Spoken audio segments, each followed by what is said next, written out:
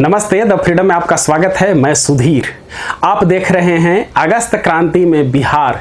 ये खास श्रृंखला द फ्रीडम की ओर से पेश की जा रही है। इसमें अगस्त क्रांति के दौरान, यानी जब महात्मा गांधी ने या कांग्रेस ने भारत छोड़ो आंदोलन शुरू किया था, करो या मरो का नारा दिया था गांधी ने, तब बिहार में क्या क्या हुआ था और बिहार में कितनी कुर्बानियां हुई थी, क्या कुछ चल रहा था बिहार में। इसलिए कि बिहार अगस्त क्रांति के दौरान महत्वपूर्ण केंद्र था और एक ऐसा भी समय आया और लंबे समय तक वो ऐसा ही चलता रहा कि बिहार ही केंद्र बना रहा पूरे अगस्त क्रांति का। अगस्त क्रांति के दौरान बिहार में कुछ बहुत ही बड़ी घटनाएं हुई हैं जिन्हें कभी भूला नहीं जा सकता। उनमें से एक घटना थी सचिवालय कांड, सचिवालय गोलीकांड के नाम से जिन्हें जानते हैं, या 7 शहीद 7 छात्रों की शहादत के नाम से वो घटना जानी जाती है। सचिवालय पर तिरंगा झंडा फहराने की कोशिश में 7 छात्र शहीद हुए थे। वो सभी स्कूल कॉलेज के विद्यार्थी थे और ये बहुत बड़ी घटना थी। पूरा देश इस घटना के बाद हिल गया और आंदोलन को जहां तक अंग्रेजों ने सोचा था, ब्रिटिश सरकार ने सोचा था कि दबा देंगे, उसके ठीक उलट हुआ। उस पर कई कहानियां पहले से भी हैं। आज हम लोग अभी देखेंगे कि उस 7 छात्रों की शहादत पर उसके बाद पटना के डीएम आर्चर, उस समय पटना का डीएम हुआ करता था, ब्रिटिश अधिकारी था, और पटना के तत्कालीन जिलाधिकारी आर्चर ने क्या रिपोर्ट लिखी थी। उसने सरकार को वो पूरी रिपोर्ट लिखी थी कि 7 छात्रों को क्यों मारा गया और उस दिन क्या क्या हुआ था। ये दस्तावेज है, सरकारी दस्तावेज, और ये प्रमाणित दस्तावेज है। आइए उस दस्तावेज को पढ़ते हैं, पटना के तत्कालीन जिलाधिकारी आर्चर की उस रिपोर्ट को कि उसने क्या लिखा। 11 अगस्त 1942 को लगभग 1:15 दोपहर का सदर अनुमंडलाधिकारी ने मुझे सूचना दी कि गर्दनीबाग क्षेत्र में गंभीर स्थिति उत्पन्न हो गई है। मैं तुरंत मिस्टर RAP सिन्हा, अपर पुलिस अधीक्षक के साथ गर्दनीबाग गया। तब तक घटना हो चुकी थी। वहां से हम लोग सचिवालय गए, जहां प्रदर्शन होने की आशंका थी।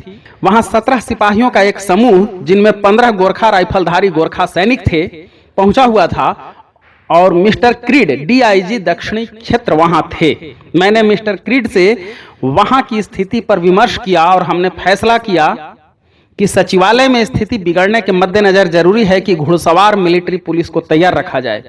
तदनुसार अपर पुलिस अधीक्षक मिस्टर RAP सिन्हा को प्रभार देकर हम सचिवालय से लौट गए। मैं तब बांकीपुर मैदान के पूर्वी हिस्से में गया, जहां हमने 2 घुड़सवार तैनात किए थे। वहां से सिविल कोर्ट गया, जहां 6 घुड़सवारों को पुनः सिविल लाइन जाने को कहा गया, और तब पुलिस लाइन गया, जहां हमने हमारे साथ सचिवालय लौटते लाठीधारी कांस्टेबलों के लिए बस का इंतजाम किया था। हम करीब 2:15 पर सचिवालय पहुंचे और पाया कि सचिवालय के अर्धचंद्राकार पूर्वी हिस्से में भीड़ छाई हुई थी, जो 1000 से अधिक की थी। हमारे पहुंचने के तुरंत बाद इस भीड़ का एक हिस्सा सचिवालय कंपाउंड के दक्षिणी भाग में घुस गया, लेकिन मिस्टर बियॉन IG पुलिस और मिस्टर क्रीड द्वारा कार्रवाई की गई, जो वहां तुरंत पहुंच गए थे। मैं उपलब्ध पुलिस बल का अनुमान कर ही रहा था कि भीड़ की एक टुकड़ी पूर्वी गेट के दक्षिणी पाए पर चढ़ गई और उस पर कांग्रेस का झंडा लगा दिया। तब मैं मिस्टर बियॉन और मिस्टर क्रीड के पास गया और हमने 6 सशस्त्र घुड़सवार, करीब 12 लाठीधारी कांस्टेबल और 12 गोरखा सैनिकों को गेट के बाहर तैनात किया, जिससे भीड़ को ठेलकर और समझा बुझाकर करीब 100 गज की दूरी पर करने में समर्थ हुए। भीड़ हालांकि जोर दे रही थी कि उसे सचिवालय परिसर के अंदर प्रवेश करने और सचिवालय पर कांग्रेस का झंडा फहराने की अनुमति दी जाए। कुछ समय तक शांतिपूर्वक समझाने बुझाने का प्रयास किया गया, जिस दौरान मिस्टर बियॉन, मिस्टर क्रीड, सदर अनुमंडलाधिकारी बाबू गया प्रसाद और खुद मैंने भीड़ को समझाकर पीछे हटाने का हर संभव प्रयास किया। हालांकि हमारे सभी प्रयास असफल साबित हुए और तब मैंने MMP, जिसमें अब 8 अतिरिक्त घुड़सवार शामिल हो चुके थे, को धावा बोलने, चार्ज करने का आदेश दिया। उन्होंने ऐसा किया और भीड़ को अस्थायी तौर पर छितराने में सफल हुए। हालांकि भीड़ में से कुछ लोगों ने ईंट पत्थर और नारियल फेंकना शुरू किया। परिणाम स्वरूप फौजी टुकड़ी पूर्वी गेट से लौट गई। जब घुड़सवार फौजी धावा बोल रहे थे, तभी पूर्वी गेट पर फहराए गए कांग्रेसी झंडे को उतार लिया गया। तार्किक बहस से स्थिति को सामान्य करने के फिर प्रयास किए गए। मिस्टर बियॉन ने कुछ लोगों से लंबी बातचीत की और मैंने भी समझौते का कोई ऐसा तरीका निकालने का प्रयास किया जिससे मानहानि के बिना भीड़ को लौटाना संभव हो। हालांकि एकमात्र समझौता जो संभव दिखता था यही था कि भीड़ को पूर्वी गेट पर फिर से कांग्रेस का झंडा फहराने की अनुमति दे दी जाए और तब लौटने को कहा जाए और लगभग तुरंत बाद ही कांग्रेस का झंडा उतार लिया जाए। मुझे भीड़ के एक हिस्से को विस्तार से समझाना पड़ा था, जिससे यह प्रस्ताव रखा कि कोई भी समाधान जो झंडा को पुनः फहराने से संबंधित है को स्वीकार नहीं किया जा सकता। तब इस मामले पर फिर विचार किया गया और यह सुझाया गया कि भीड़ के सदस्यों का दो दो कर कांग्रेस के झंडे के साथ गेट के अंदर आने की अनुमति दी जाए और उन्हें गेट पर गिरफ्तार कर लिया जाए। इस प्रकार वे अपने मकसद को पूरा करने में कामयाब होंगे और ऐसा करते हुए गिरफ्तार कर लिए जाएंगे। 6 लोगों को इस तरह आगे आने की अनुमति दिए जाने और उनको गिरफ्तार किए जाने के बाद भीड़ के कई हिस्सों ने स्पष्ट कर दिया कि वे इसे समाधान नहीं मानते और पुनः अनिर्णय की स्थिति उत्पन्न हो गई। तब शाम के करीब 4:30 हुए थे कि अचानक देखा गया कि उत्तरी छोर में सचिवालय पर एक झंडा फहराया गया है। हम जहां खड़े थे वहां से झंडा कांग्रेस का ही नजर आ रहा था और इस बाबत मैंने, अन्य अधिकारी और भीड़ सब ने एक जैसा ही अनुमान किया था।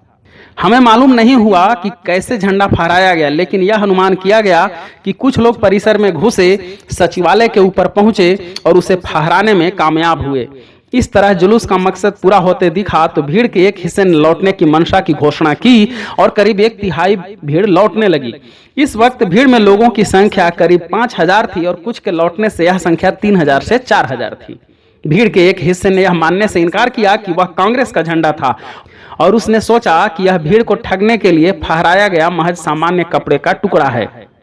इस संदिग्ध छल से भीड़ का एक हिस्सा उत्तेजित हो उठा, दुगने आक्रोश से नारे लगाने लगा।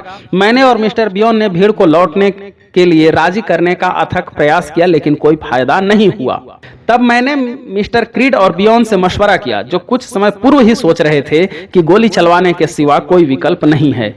हालांकि यह आखिरी कदम उठाने के लिए मैं बिल्कुल ही अनिच्छुक था और सुझाया कि घुड़सवार मिलिट्री पुलिस के धावा द्वारा भीड़ को तितर बितर करने का एक अंतिम प्रयास किया जाना चाहिए।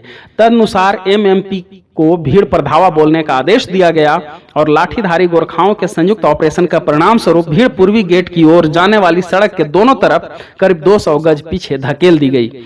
इस दौरान एमएमपी पर ईंट, पत्थर और नारियल की बौछार की गई। मिस्टर बियोन पर 4 बार प्रहार हुआ और मिस्टर क्रीड और मैं घायल होने से बाल बचे। कुछ घुड़सवार भी अंशतः घायल हुए। पहले तो यह दिखा कि यह धावा सफल हुआ है और भीड़ लगभग तितर बितर हो चुकी है। हालांकि दुर्भाग्य से भीड़ पुनः तेजी से लौट आई और सड़क के पार करीब 70 गज के फासले पर जमने लगी। मैंने पुनः मिस्टर क्रीड और मिस्टर बियोन से मशवरा किया और हमने फैसला किया कि गोली चलाने के सिवा कोई चारा नहीं है। तदनुसार मैंने सदर अनुमंडलाधिकारी और मिस्टर बी चौधरी को निर्देशों के साथ भीड़ को यह चेतावनी देने के लिए भेजा कि अब हम गोलीबारी शुरू करने वाले हैं।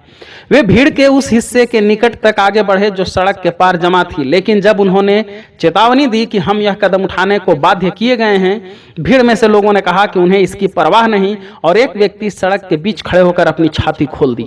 यह अंतिम चेतावनी देकर अनुमंडलाधिकारी और बी चौधरी लौट गए और मैंने मिस्टर क्रीड को एक वॉली, जिसमें 7 गोलियों की बौछार की जाती है, का निर्देश देने के लिए अधिकृत किया। मिस्टर क्रीड ने 2 मिनट के अंतराल की अनुमति दी और 4:57 पर दाएं बाजू पर गोली चलाने का आदेश दिया। इस बौछार के परिणाम स्वरूप भीड़ धीरे धीरे लौटने लगी, लेकिन कुछ ही क्षणों के बाद यह रुक गई और दिखा कि वह पुनः जुटने और आगे बढ़ने को है। उसी वक्त बाएं बाजू में जमा लोग पत्थर जमा करते देखे गए, इसलिए दूसरी वॉली दागने का आदेश दिया गया और तब भीड़ तेजी से और 200 से 300 गज पीछे हट गई। भीड़ में से कई लोग जो घायल नहीं थे, घायलों को उठा ले गए। पूर्वी गेट से अनुमान किया गया कि 7 लोग घायल हुए, लेकिन मेडिकल कॉलेज हॉस्पिटल के अधीक्षक से सूचना मिली कि 25 गंभीर रूप से घायल हुए। उनमें 4 की मृत्यु घटना स्थल पर हुई और 3 की मृत्यु अस्पताल में हुई।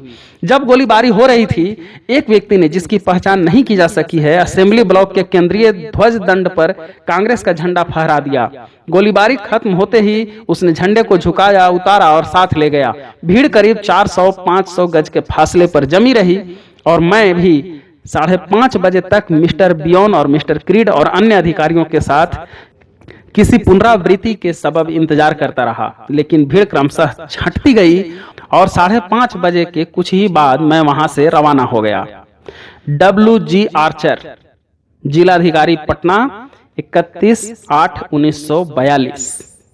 तो अभी आप ये देख रहे थे कि पटना के तब के डीएम ने 1942 के डीएम ने जिसके आदेश पर 7 छात्रों पर गोलियां चला करके उन्हें मार दिया गया था, उसने क्या अपनी रिपोर्ट में लिखा था।